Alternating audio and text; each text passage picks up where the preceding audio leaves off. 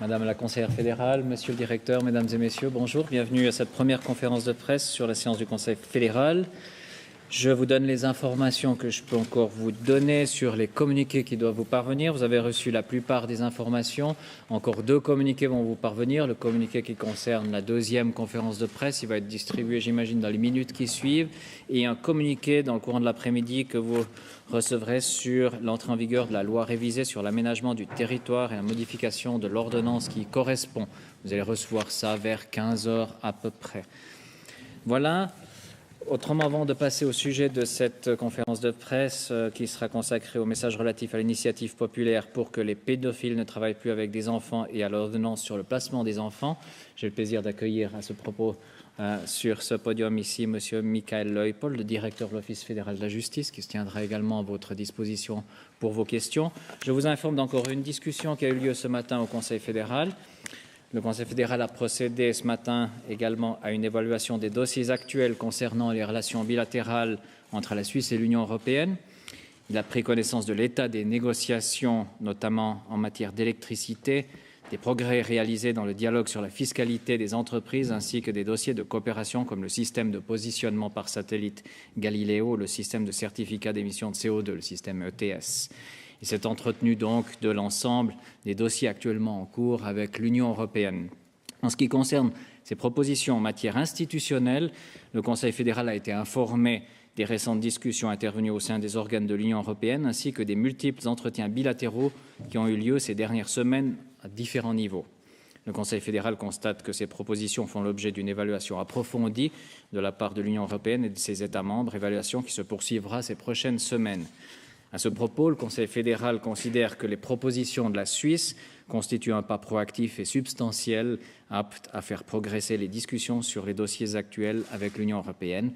Le Conseil fédéral a formulé des principes aptes à répondre à toutes les questions institutionnelles, notamment en ce qui concerne l'application, l'interprétation, l'adaptation des traités et le règlement des différends.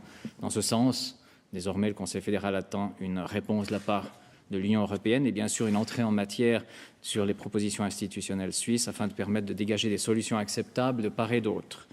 Dans l'intervalle, le Conseil fédéral poursuit ses contacts avec ses partenaires européens. Le Conseil fédéral poursuivra également ses discussions sur ce sujet au cours des semaines à venir. Voilà, il s'agissait de faire un tour d'horizon de ces questions comme je viens de vous l'indiquer. Est-ce que vous avez sinon des questions qui portent sur la séance qui s'est déroulée ce matin et que je n'aurais pas encore abordée?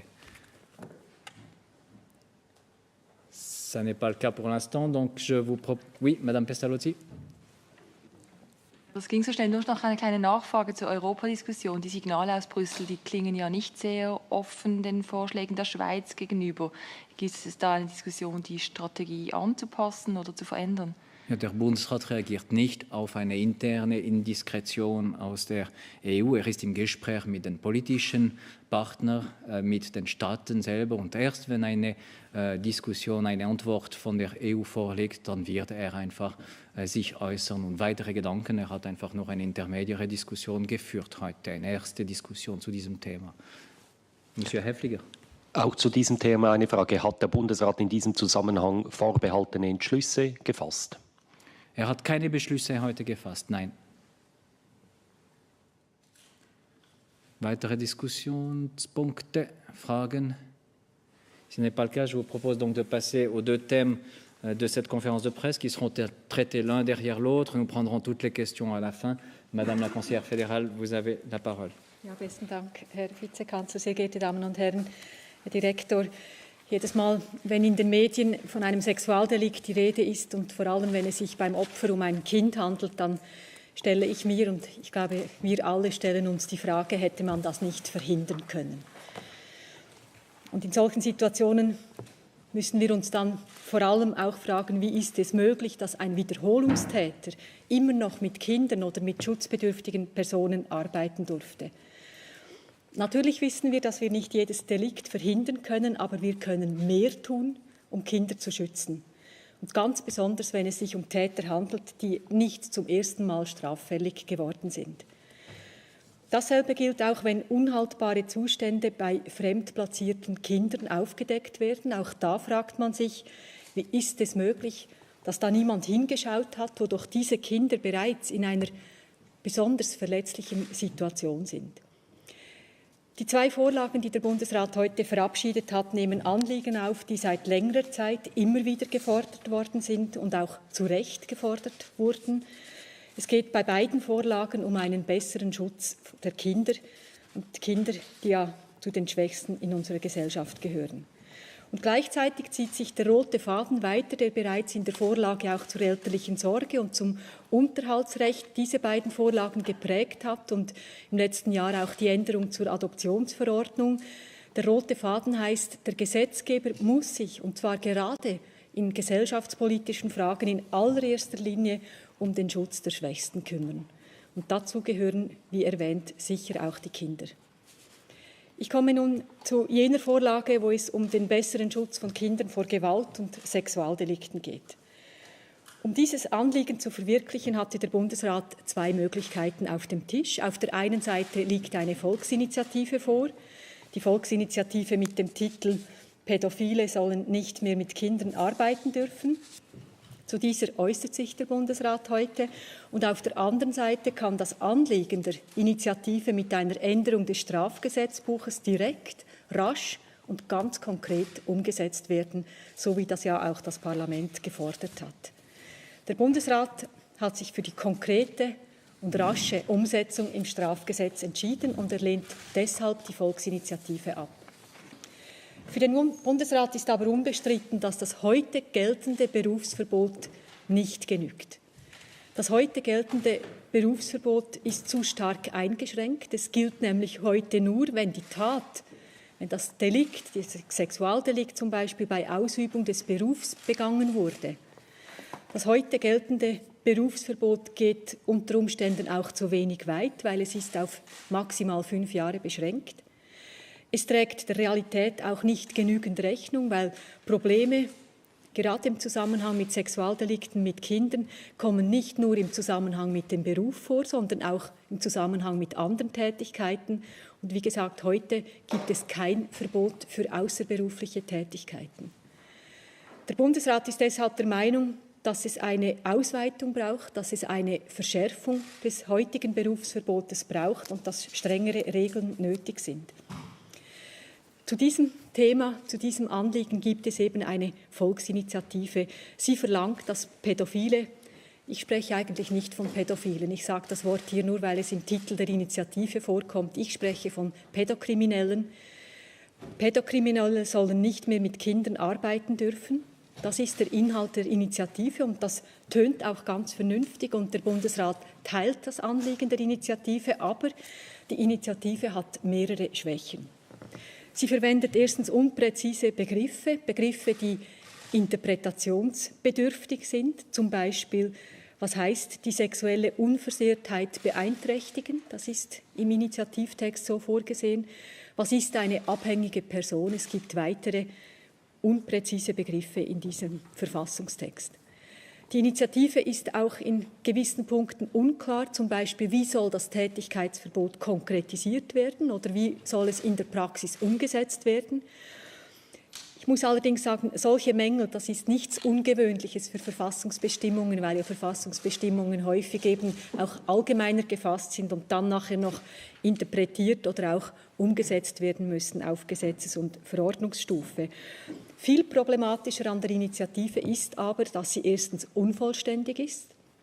In der Initiative geht es nur um Sexualdelikte, aber es geht nicht um Gewaltdelikte an Kindern und an schutzbedürftigen Personen. Und die Initiative sieht keinen Ermessensspielraum vor für die Gerichte. Sie verlangt, dass jede Verurteilung unabhängig vom Strafmaß zwingend zu einem lebenslangen Tätigkeitsverbot führt. Und das verstößt gegen die Verhältnismäßigkeit. Ich sage Ihnen ein Beispiel dazu. Ein 21-jähriger Mann ist gegenüber einem 15-jährigen Mädchen aufdringlich. Er küsst das Mädchen gegen seinen Willen. In einem solchen Fall hätte der Richter keine andere Wahl, als für diesen 21-jährigen Mann ein lebenslängliches Tätigkeitsverbot auszusprechen. Und solche Lösungen gehen zu weit, sie sind unverhältnismäßig. Weil aber der Bundesrat auch der Meinung ist, dass das heute geltende Recht nicht genügt, hat er einen Gegenvorschlag ausgearbeitet, einen indirekten Gegenvorschlag. Der Vorschlag des Bundesrates hat gegenüber der Initiative mehrere Vorteile, weil er einerseits weitergeht als die Initiative, weil er umfassend ist und vor allem auch, weil er rascher umgesetzt werden kann. Ganz konkret, was enthält der Gegenvorschlag des Bundesrates? Er enthält erstens eine Ausweitung des heutigen Berufsverbotes auf ein umfassendes Tätigkeitsverbot. Das heißt, es können auch außerberufliche Tätigkeiten verboten werden, also Tätigkeit in einem Verein, in einem Verband, in einer anderen Institution, die eben nicht beruflich ist. Der Bundesrat sieht vor, dass das Tätigkeitsverbot strenger sein soll als heute. Der Bundesrat sieht vor, dass das Verbot auch verhängt werden kann, wenn Delikte außerhalb der beruflichen Tätigkeit begangen wurden. Der Bundesrat hat bestimmte Delikte benannt, bei denen es zwingend zu einem Tätigkeitsverbot kommen muss, also wo kein Ermessensspielraum besteht für den Richter. Und die Vorlage des Bundesrates enthält auch ein Kontakt- und Rayonverbot. Das soll eingeführt werden und das ist vor allem wichtig bei Opfern von häuslicher Gewalt, dass hier für ganz spezifische Situationen, für das Opfer, auf den Einzelfall gesehen, eben ein solches Kontakt- oder Rayonverbot eingeführt werden kann. Wie sollen diese Verbote durchgesetzt werden in der Vorstellung des Bundesrates, respektive in der Vorlage des Bundesrates? Der Bundesrat sieht einen neuen Strafregisterauszug vor, einen speziellen Strafregisterauszug. Dieser spezielle Strafregisterauszug enthält nur Urteile, in denen es um ein Tätigkeitsverbot, um ein Rayon oder um ein Kontaktverbot geht. Diese Urteile werden dann in diesem speziellen Strafregisterauszug während der ganzen Zeit des Verbotes sichtbar gemacht.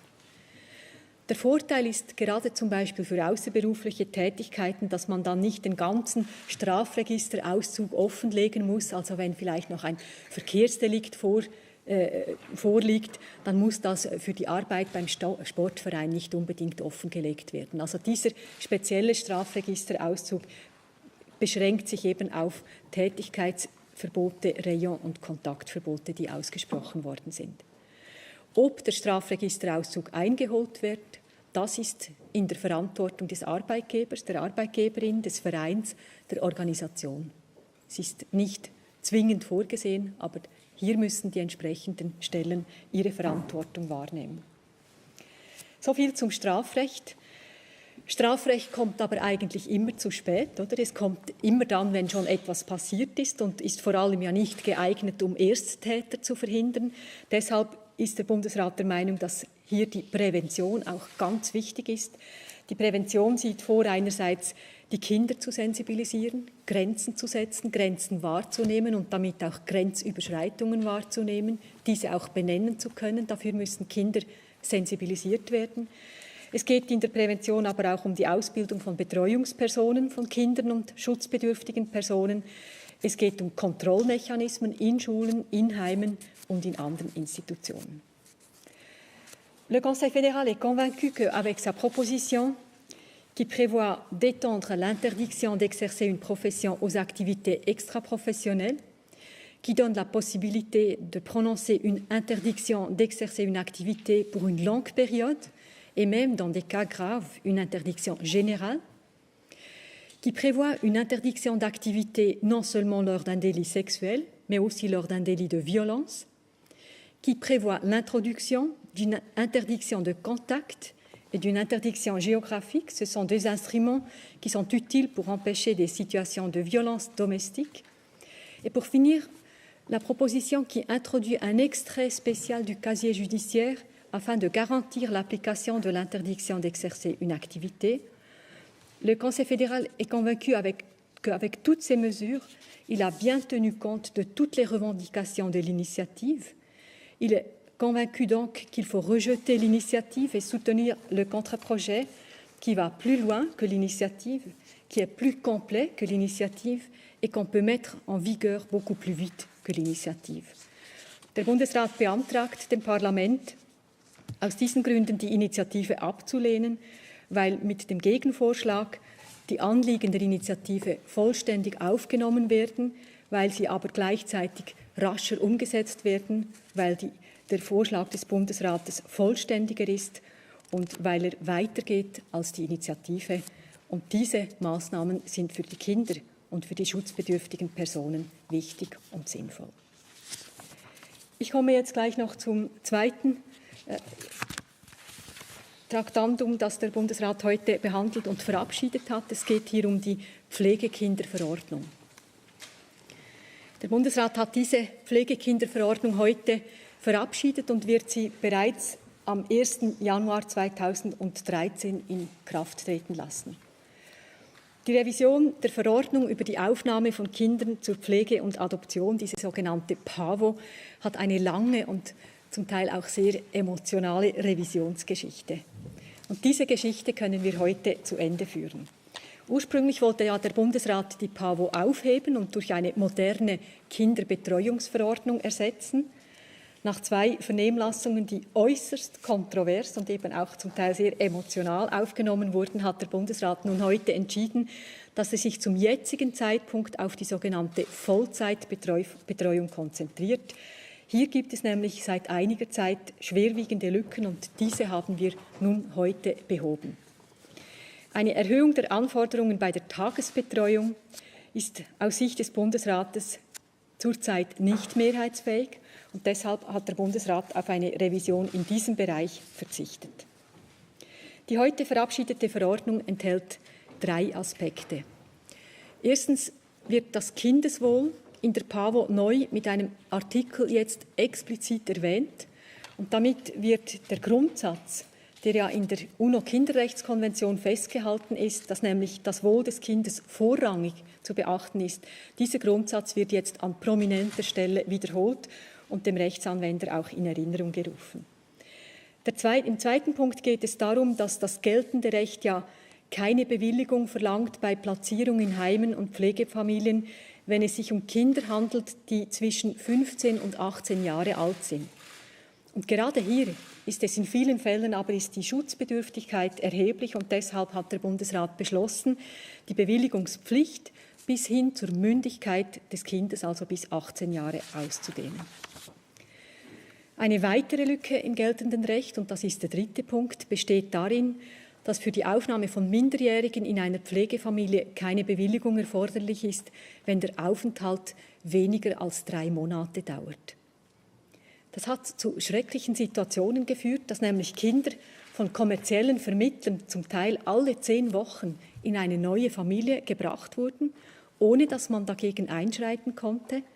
Neu ist jetzt eine Bewilligung erforderlich, wenn es sich um eine entgeltliche Betreuung handelt, die mehr als 1 Monat dauert. Und damit sollte jetzt dieser Missstand behoben sein. Für die unentgeltliche Betreuung ändert sich gegenüber dem geltenden Recht aber nichts. Die Neuerungen, die ich jetzt aufgezählt habe, die treten alle bereits am 1. Januar 2013 in Kraft. Ein weiteres, ein wesentliches Element, das mit der heutigen Revision beschlossen wurde, bildet eine neu eingeführte Aufsicht über die Anbieter von Dienstleistungen in der Familienpflege. Und im Zentrum stehen hier die professionellen Vermittler, die ja heute ohne staatliche Aufsicht tätig sein können. Neu gibt es für solche Vermittler eine Meldepflicht und die kantonalen Behörden sind verpflichtet, die gemeldeten Vermittler auch zu beaufsichtigen. Und wenn man dabei gravierende Mängel feststellt, dann kann die Tätigkeit für solche Vermittler auch untersagt werden. Weil die Kantone hier aber eine verantwortliche Stelle noch bezeichnen müssen und das in den meisten Fällen auch eine Anpassung der kantonalen Gesetze verlangt, hat der Bundesrat diese Bestimmung auf den 1. Januar 2014 in Kraft gesetzt. Bei der sogenannten Tagesbetreuung wollte der Bundesrat ja ursprünglich sehr weit gehen und eine umfassende Bewilligungspflicht einführen. Aber wie gesagt, die Reaktionen in der Vernehmlassung haben gezeigt, dass das politisch nicht erwünscht ist. Auch das Parlament hat dem Bundesrat signalisiert, dass eine Erhöhung der Anforderungen nicht in seinem Sinn sei bei der Tagesbetreuung. Und deshalb hat der Bundesrat jetzt darauf verzichtet, neue Regeln für den Bereich der Tagesbetreuung aufzustellen. Es bleibt deshalb bei der geltenden Rechtslage.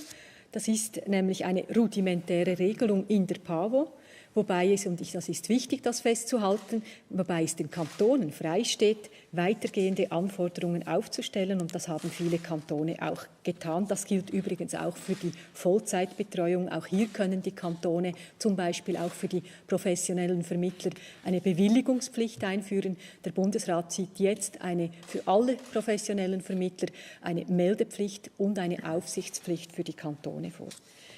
Die Bestimmungen zur Adoption, die wurden ja schon früher aus der PAVO herausgenommen und in eine moderne Adoptionsverordnung überführt. Die entsprechende Verordnung haben wir ja bereits am 1. Januar dieses Jahres in Kraft gesetzt. Auch wenn es jetzt keine umfassende Revision der Kinderbetreuung stattgefunden hat, ist der Bundesrat der Ansicht, dass wir heute die dringlichsten Probleme der Praxis gelöst haben. Die Kantone, wie gesagt, haben die Möglichkeit, ihrerseits strengere Regelungen aufzustellen und damit auch die bestehenden strengeren Regelungen beizubehalten, sofern sie das eben bereits getan haben. Ich danke Ihnen für die Aufmerksamkeit. Wir stehen Ihnen gerne für Ihre Fragen zur Verfügung. Merci, Madame la Conseillère fédérale. Nous passons à vos questions. Monsieur Häfliger. Ist es richtig, wenn man ein gewisses Bedauern heraushört, dass man sich jetzt beschränken muss bei dieser Pflegeverordnung bei Ihnen? Das wäre die erste Frage. Und die zweite Frage, Sie haben mehrmals gesagt, Sie haben von vorläufig oder derzeit gesprochen. Ist es also haben Sie vor oder hat der Bundesrat vor, später das noch weitergehend zu regeln in diesem Bereich, eben beispielsweise was die Tagesbetreuung oder was die unentgeltliche Betreuung angeht? Ja, besten Dank für diese Frage. Ein Bedauern, nein, das würde ich so nicht sagen. Es war nicht, vielleicht der Entscheid war nicht ganz einfach, weil die Signale aus dem Parlament waren zum Teil sehr unterschiedlich. Also es gibt auch Kräfte immer noch im Land und auch im Parlament, die finden, man sollte auch bei der Tagesbetreuung strengere Regeln haben. Es gäbe dort Handlungsbedarf, die auch zu wenig Vertrauen haben, dass die Kantone das selber genügend regeln. Aber es gab eben auch die Signale, was man dann hier allenfalls zusätzlich regeln sollte, dass es hier keine Einigkeit gibt. Also ich habe eigentlich mehr die Ausgangslage beschrieben. Wenn sich zeigen sollte, dass für eine weitergehende Regelungen auch in der Tagesbetreuung gewünscht werden, dann ist der Bundesrat sicher offen, hier auch noch einmal nach Lösungen zu suchen. Aber das Parlament hat jetzt wirklich unterschiedliche Signale gegeben. Es gab ja auch einen Vorstoß, der eine ZGB-Änderung wollte und gesagt, wir müssen den ganzen Artikel jetzt auch im Zivilrecht ändern und modernisieren. Und dann hat aber das Parlament dann gleichzeitig diesen Vorstoß wieder verworfen und hat gesagt, wir wollen im Moment gar nichts auf Gesetzesebene. Und deshalb hat der Bundesrat jetzt das gemacht, was dringlich war, was sinnvoll war und was auch schnell umgesetzt werden kann. Monsieur Gaffner. Ja, ich habe noch eine Präzisierungsfrage zur Bewilligung. Da wenn eine entgeltliche Betreuung vorliegt, die länger als einen Monat dauert, gilt das unbesehen, ist es auch noch für gewerbsmäßige Anbieter, wenn das also professionell geschieht? Oder konkret gefragt, also wenn ich jetzt meinen Sohn, der 12 ist, aus irgendeinem Grund meiner lieben Schwester in Lausanne, also seiner Tante, schicken muss, und noch zum Schluss komme, ich gebe 500 Franken mit, weil man noch eine Winterjacke kaufen muss, beispielsweise in der Übergangszeit, ist das dann schon entgeltlich und muss sie da eine Bewilligung dann haben? Oder wie sieht das aus konkret? Danke für die Frage. Herr Leupold wird die Antwort geben. Ja, also wenn das Geld für die Winterjacke ist, dann ist die Betreuung selber ja nicht entgeltlich. Und eben die Entgeltlichkeit und die Dauer, das sind die beiden Kriterien der Verordnung. Darf ich nachfragen? Aber wenn ich ihr 300 Franken bezahle, weil sie diesen Dienst vollbringt, dann müsste sie eine Bewilligung haben. Ja, dann würde ich sagen, wenn das eine Abgeltung ist für die Betreuungsleistung, dann liegt Entgeltlichkeit vor. Ja? Dann kommt es auf die Dauer an und das löst dann die Bewilligungspflicht aus. Ist die Frage beantwortet? Danke, Herr Krauthammer. Frau Bundesrätin, ich habe eine Frage zum ersten Thema in Bezug auf diesen neuen Strafregisterauszug. Wer hat genau Zugang zu diesem? Nur Arbeitgeber, die im Tätigkeitsbereich von Kindern sind oder beispielsweise auch McDonald's oder so? Oder wer hat alles Zugang zu diesem neuen Strafregisterauszug? Nur der Betroffene selber hat Zugang zu diesem Strafregisterauszug. Der Arbeitgeber kann von seinem Arbeitnehmer verlangen, dass er einen solchen offenlegt, dass er ihm einen solchen vorlegt. Aber nicht der Arbeitgeber kann einen Strafregisterauszug anfragen oder anschauen. Wie wird das arbeitsrechtlich dann ausgestaltet? Kann jeder Arbeitgeber verlangen, dass der Arbeitnehmer dann diesen speziellen Strafregisterauszug auch übergibt? Also eben, es geht ja hier um Tätigkeitsverbote und da denke ich, kommt es sicher darauf an, welche Tätigkeiten da betroffen sind, aber eben sicher überall dort, wo es mit Tätigkeit im Umgang mit Kindern verbunden ist, kann der verlangt werden. Und ich denke, es gibt sicher gewisse arbeitsrechtliche Schranken, aber ich würde meinen, dass grundsätzlich der Arbeitgeber das Recht hat, diesen zu verlangen. Es ist ja auch heute gängige Praxis, dass, ich weiß nicht, die Versicherungsbranche, die ganze Finanzbranche, die Flughäfen und so weiter systematisch und regelmäßig von ihren Mitarbeitern die Vorlage eines heute existierenden Privatauszuges verlangen. Und also ich denke, das ist weitgehend dem Arbeitgeber überlassen. Es gibt sicher Fälle, wo man sagen muss, das Arbeitsrecht setzt jetzt da gewisse Schranken, weil es einfach für die Tätigkeit nicht wirklich relevant sein kann. Aber grundsätzlich ist das dem Arbeitgeber überlassen. Und dann es geht ja meistens um eben Anstellungen oder Bewerbungen, dann kann man wählen, ob man diesen Auszug beibringt oder besser nicht und auf die Bewerbung verzichtet. Monsieur Rabaté. Également sur le premier thème, j'ai deux questions de compréhension. Je ne suis pas sûr d'avoir bien compris. D'abord, est-ce que, contrairement à l'initiative, ces interdictions de travail sont bien limitées à des récidivistes ? Et là, on est d'accord, ça n'est pas comme l'initiative le prévoit. L'initiative, elle parle de toute personne qui est condamnée. Alors, vous ici, tous vos systèmes d'interdiction est limité à des récidivistes, quelle que soit la gravité de la peine, de la première peine. Merci de cette question. Non, alors ça serait un malentendu. Chaque personne qui a commis un délit, elle ne peut plus faire ce travail après. Il n'y a pas de différence entre l'initiative et le projet que nous proposons. Ouais. J'avais mal compris alors. Deuxième question, qu'est-ce que peuvent être ces cas où serait prononcée une interdiction automatique par le juge ? Au fond, quels seraient les cas de crime ou de délit qui entraîneraient une interdiction automatique ? Vielen Dank. Also das Gesetz sieht ja eine ganze Kaskade von Tätigkeitsverboten vor. Das beginnt eigentlich beim Absatz 1 von Artikel 67, wo eigentlich die heutige gesetzliche Lage wiederholt wird.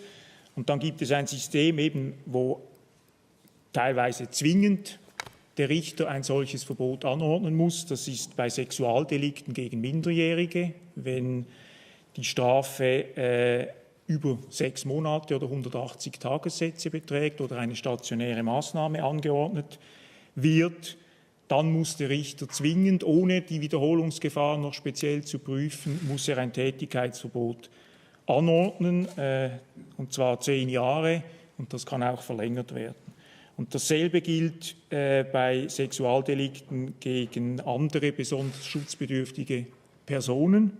Auch dort braucht es eine Mindeststrafe eben von 6 Monaten bzw.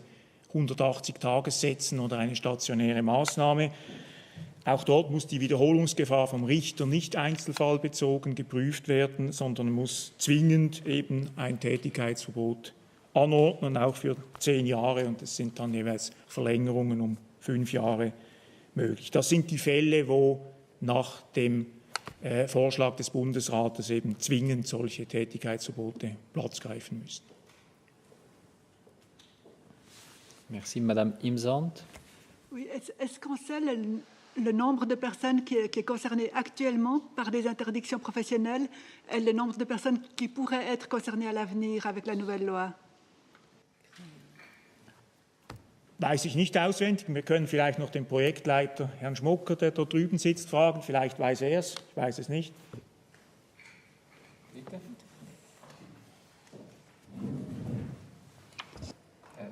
Drücken, bitte. Il faut appuyer sur le bouton maintenir. Maintenir, appuyer. Voilà. Oui. Donc actuellement, il faut savoir que c'est une mesure qui est relativement peu appliquée. Dans le contexte de la révision de la partie générale du Code pénal, il y avait même une proposition pour biffer définitivement du catalogue des mesures générales l'interdiction d'exercer une profession. Donc elle n'avait vraiment pas beaucoup de succès. On estime qu'il y a peut-être, ça se compte en dizaines, disons plusieurs dizaines de cas actuellement, et c'est surtout pour des infractions contre le patrimoine, donc pour des faux dans les titres, pour des délits contre l'économie. Pour les délits sexuels, elle est plutôt marginale. Maintenant, on a tenté des recoupements pour déterminer combien de personnes seraient concernées par, et je précise, l'interdiction obligatoire d'exercer une activité. On estime, dans la mesure où ça concerne les infractions les plus graves contre l'intégrité sexuelle des enfants, que ça devrait concerner environ 200 personnes, mais c'est une estimation très grossière. Merci. Monsieur Grosjean. Pourquoi le Conseil fédéral a renoncé à exiger des associations qui engagent du personnel et qui travaillent au contact des enfants qu'ils soient obligés de présenter un extrait de leur casier judiciaire spécial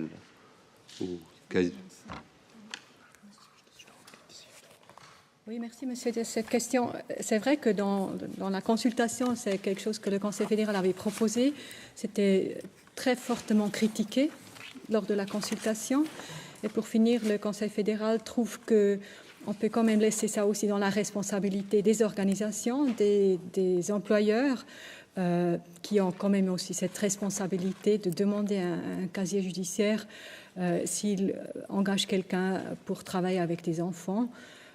Je pense surtout justement avec ce casier judiciaire spécial qu'on a créé maintenant, il n'y a pas d'excuse de ne pas demander ça, parce que là on ne peut pas dire il faut montrer tous les délits qu'on a commis pendant toute la vie, mais on se concentre vraiment sur les choses qui sont importantes si on veut travailler ou justement jouer ou n'importe quoi avec des enfants.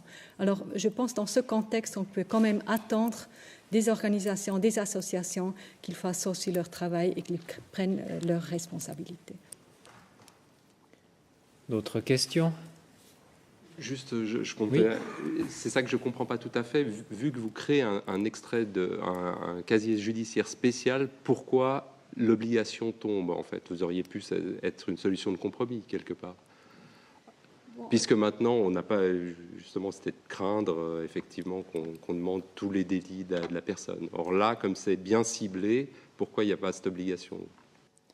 Bon, il y avait un peu deux choses. C'est vrai qu'avec ce casier judiciaire spécial, on crée la possibilité pour dire maintenant c'est vraiment apte aussi pour les informations dont on a besoin. Mais la deuxième chose, c'est que c'était vraiment fortement critiqué, qu'on avait dit déjà aujourd'hui, on a de la peine à trouver des gens qui sont d'accord de faire ce travail dans les associations gratuites, le soir, le samedi, le week-end, les associations sportives. Et après, le moment, il y a encore cette obligation de dire « mais si vous voulez déjà faire ce travail qui devient de plus en plus difficile ». Et après, on oblige encore. Alors, je pense qu'avec cette possibilité, justement, d'un côté, on dit là où on prend sa responsabilité, peut-être d'une autre façon, on laisse ouvert, on ne les oblige pas. Mais encore une fois, c'était fortement critiqué. Et je trouve que le Conseil fédéral, il a aussi essayé de tenir compte d'un côté de ce qui est important pour lui, mais de l'autre côté aussi que ce qui est possible politiquement. Et là, je crois qu'on a trouvé une solution qu'on peut tout à fait défendre. D'autres questions? S'il n'y a plus de questions, nous concluons ici. Je vous remercie. Nous nous retrouvons dans une demi-heure pour la deuxième conférence de presse. Merci. À tout à l'heure.